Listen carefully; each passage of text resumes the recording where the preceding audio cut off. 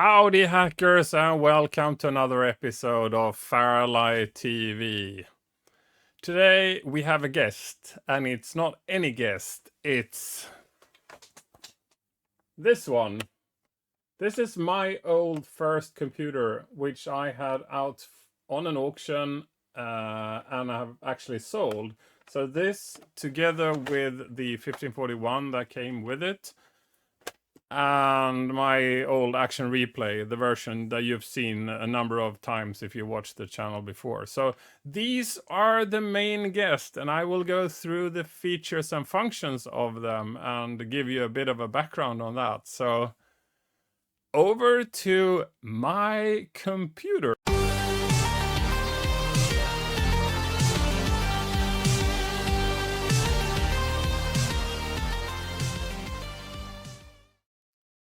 So the auction went really well and exceeded my wildest expectations. So it actually sold for 25,000 Swedish crowns, and that would be over 2,000 euros. So the combination that was sold was the computer and the disk drive, and also my action replay, which is also the original ones.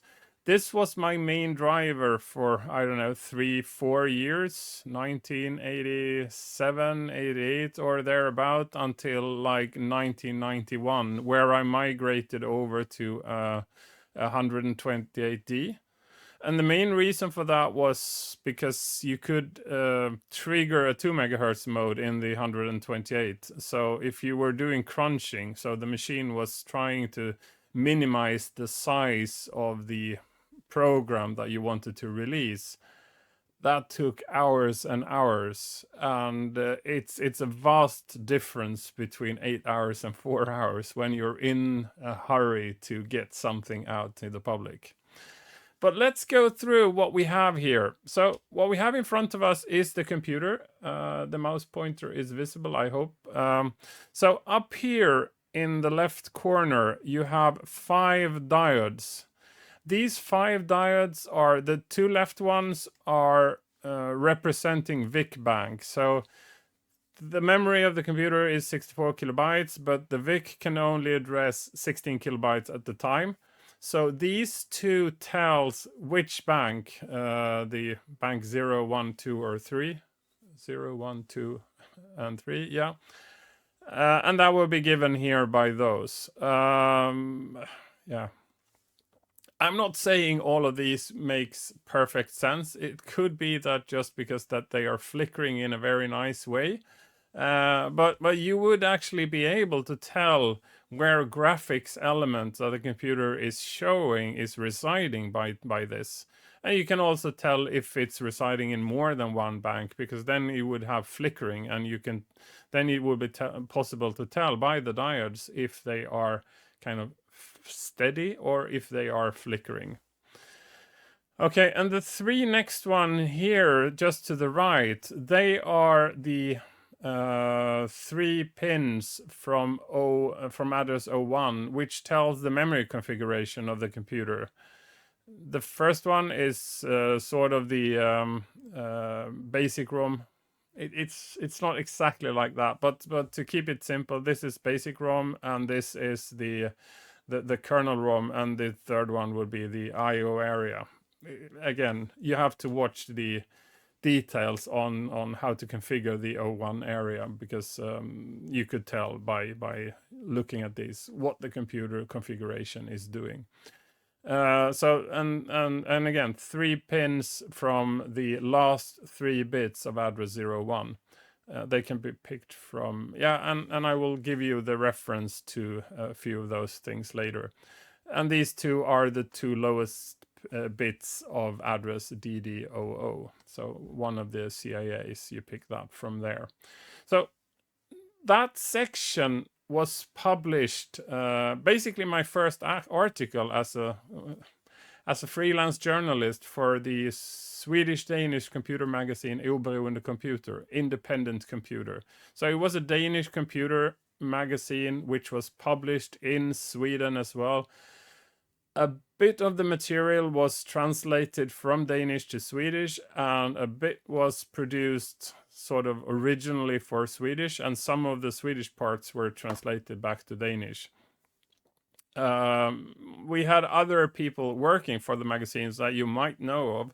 Per Node was also there, and that's how I basically met him the first time around.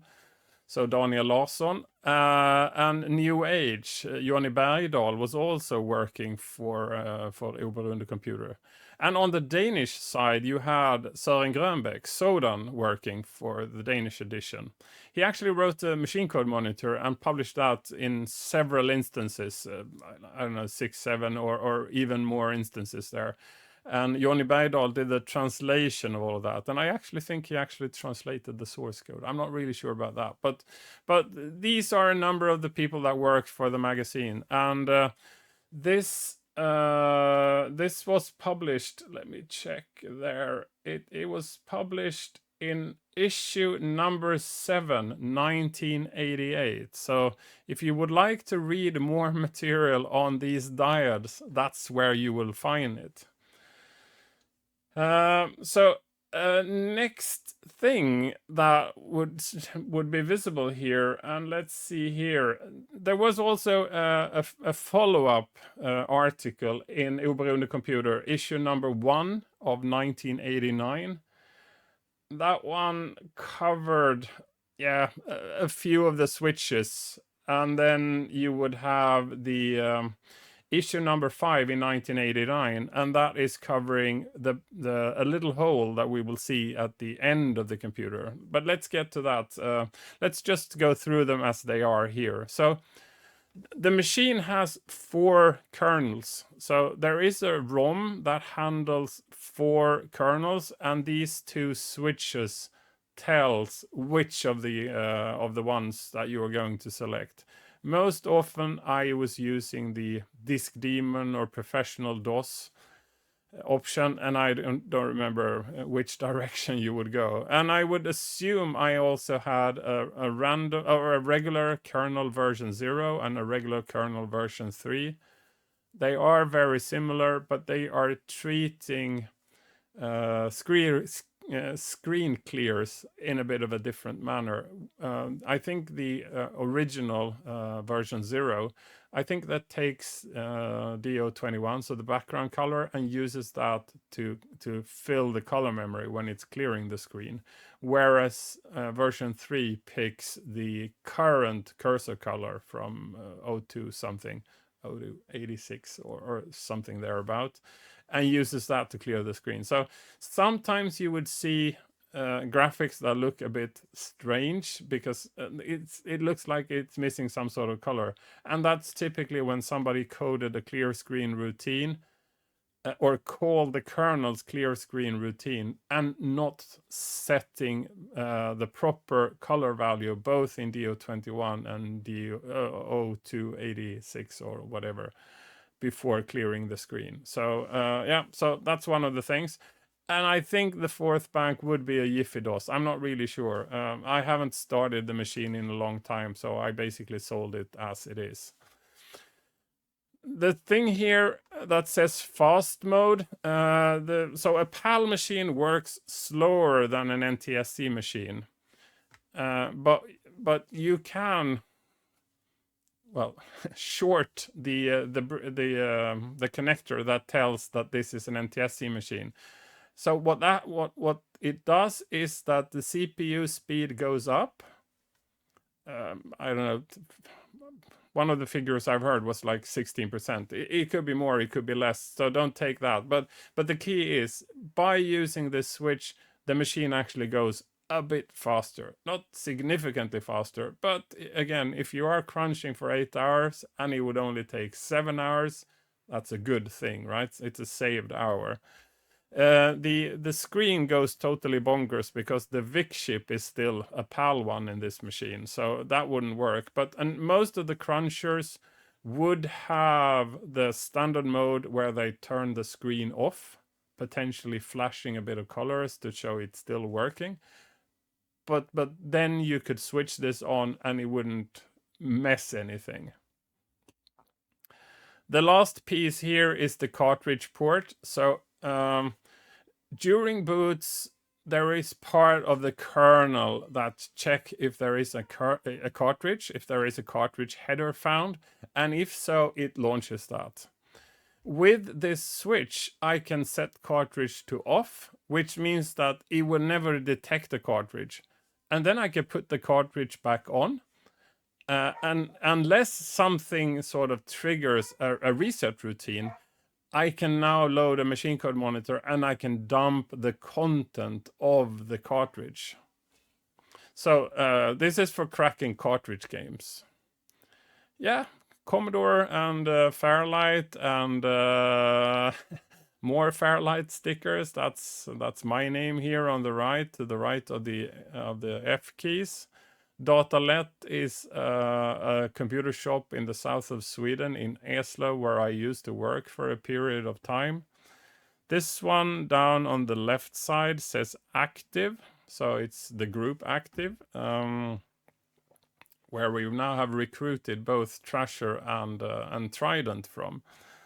This one I don't remember. It's totally worn out and you can't tell what kind of a group it is. And also the pink one here is also totally worn out and you cannot tell what group it originally represented. This is also one of the old FairLight stickers, the same you have here next to the Commodore one.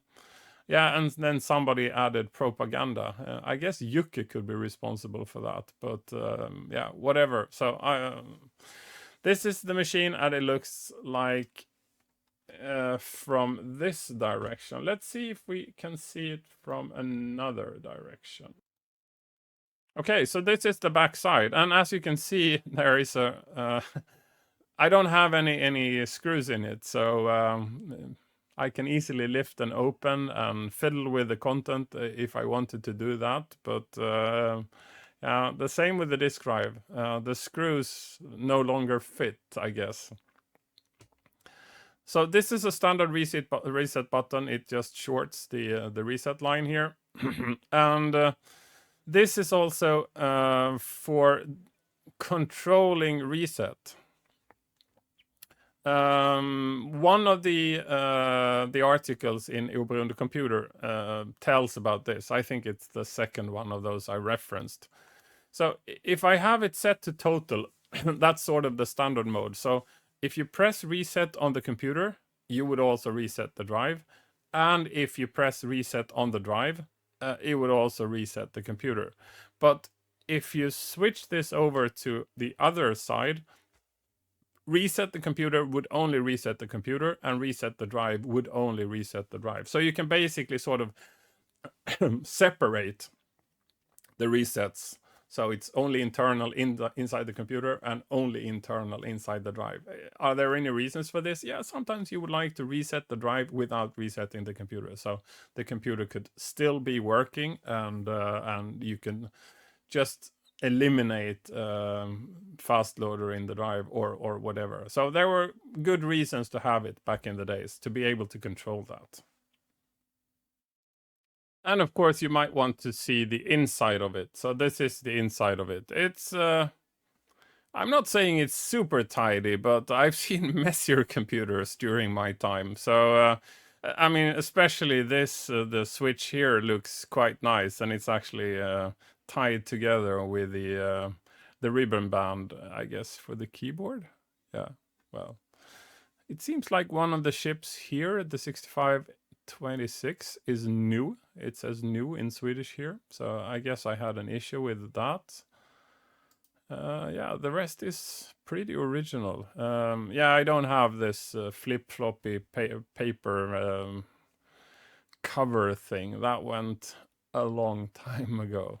But yeah, so you can see the revision number and the year of production. It's a really old computer. It's from '83, so yeah, that's...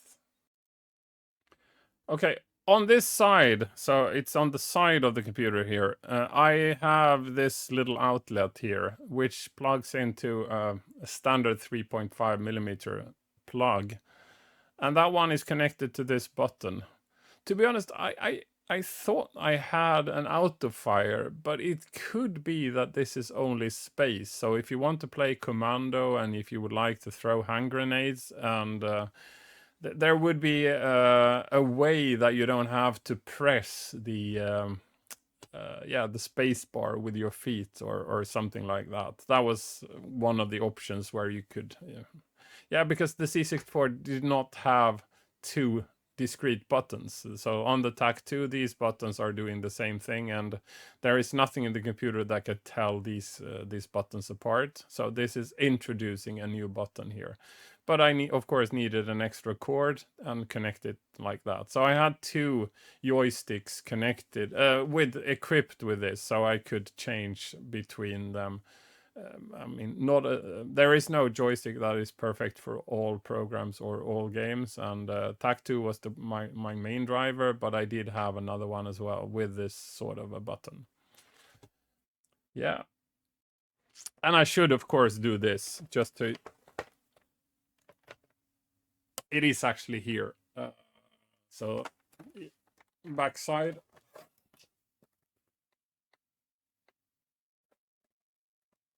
It says Amiga on the side. And there you have this little hole for... There we go. That's the little hole for the extra button on my joysticks. And let's open it as well, so you have actually seen the inside. I was lying. There is a paper thing.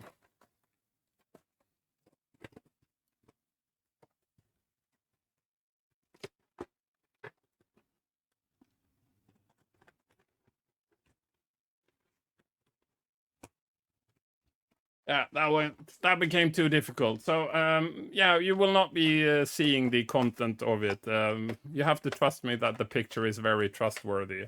I don't really understand why I have this paper thing. I was absolutely sure it was torn away. Yeah, well, one of the other things, it has Swedish kernels.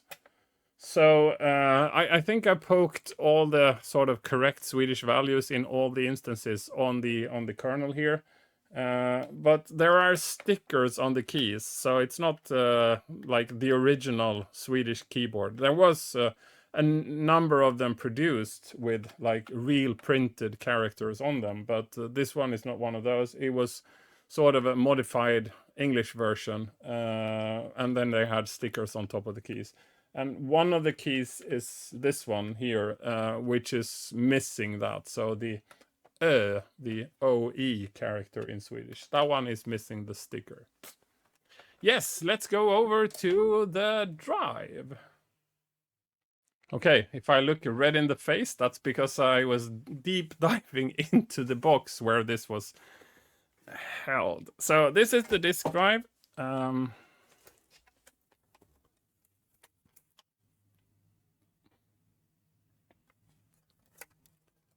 Parallel cable with a reset button here. And here you see the professional DOS or Disk Demon, or whichever I had. They were basically the same, and it doesn't say which one it is, so as far as I know. But so this was the absolute fastest fast loader there was on the platform. It was basically limited to the 1541, so if you started to use stuff like 1581, or if you started to use, or you had a 128D, you couldn't use one of those because it wouldn't fit, it wouldn't work. There were versions for other drives, but they were really uncommon, and I didn't know how to buy them, so I used this with the C64. And then when I moved to the 128D, I was using YiFiDOS instead, because that was compatible, and you just needed to change the chip inside the drive and also inside the computer, and then you were done. So I did have switches, kernel switches for that. But so this was the 1541. And of course we should look at the cover for this one. Mine, of course. Sega marketing. FairLight, one of the stickers. This one is from 1993, the 7th year of glory. Yeah, that was a long time ago. We're well over 35 now. North Star Tech, the Electronic Knights. I have something here. I'm not really sure I should show you. There is actually a Genesis Project sticker here as well. That's weird, I had that. Okay, so yeah, that's the disk drive.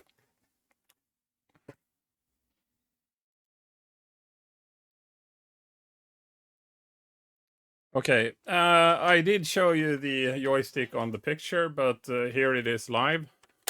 So standard buttons and this, which I thought was the auto fire, which might just be a space button.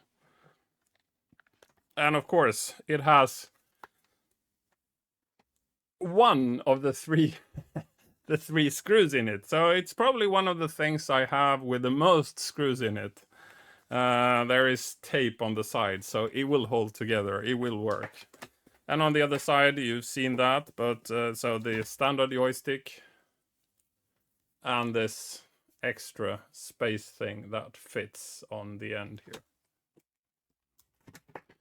And then because the auction went so far, I decided I wanted to throw in a bit of a bonus, and this is the bonus. This is my original Action Replay 5.1, I think. So if you watch the channel you would see me use an Action Replay image inside Vice, and it's the same image I burned into this one. So it's the original 5.1, the one with the greenish screen border when you started. So this one I used a lot longer. I've basically used it until I start hacking my stuff on the PC using an emulator, and of course I can populate my Ultimate 64 with the same image, so I don't need the physical hardware anymore because I'm not using a native C64 anymore to do most of my stuff. It's tested on real hardware afterwards, but most of the time during the production phase I'm using images of this. But again, this is the original Action Replay I used for most of my career. Okay, as a bonus, I would also like to show you my 128D. So when the C64 it still worked and everything was still hunky-dory and I could still use it, but the preference was to use an 128 because of the crunching. I was also using the RAM expansion unit a lot, and I don't know if you've seen it, but that one was sold years ago, so that was bought by Hedning of Genesis Project, so he would have that. But I have the 128D. I had the metal one, but then I swapped with Data Magazine. Data Magazine was the computer magazine I worked for after I worked for Oberoende Computer, so it's the leading Swedish one.